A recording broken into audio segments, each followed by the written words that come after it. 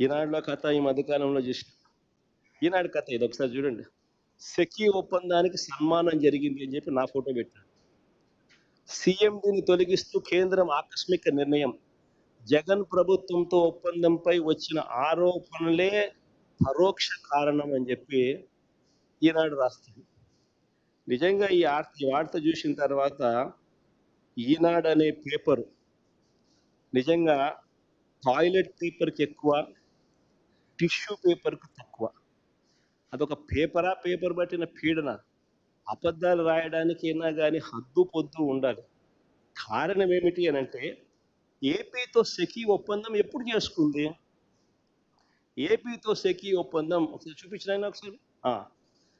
ఏపీతో SECI చేసుకున్న ఒప్పందం ఆ డేట్ ఒకసారి చూడండి. 2021 1 డిసెంబర్ 2021.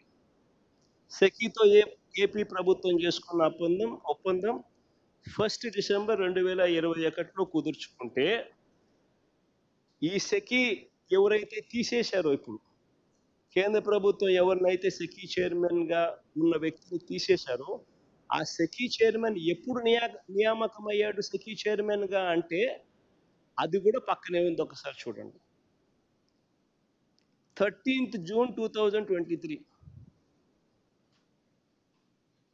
అసలు 13th June 2023లో ఈయన సెకీ చైర్మన్గా ఈయన నియామకం అయితే, ఈ రామేశ్వర్ ప్రసాద్ గుప్తా అనే వ్యక్తి సెకీతో మేము ఒప్పందం చేసుకున్నది, రాష్ట్ర ప్రభుత్వం ఒప్పందం చేసుకునింది 1 డిసెంబర్ 2021.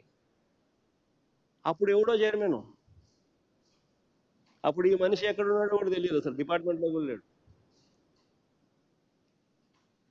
ఈ మనిషే లేడు. ఈ మనిషి ఎప్పుడో 13 జూన్ 2023లో వచ్చినాడు.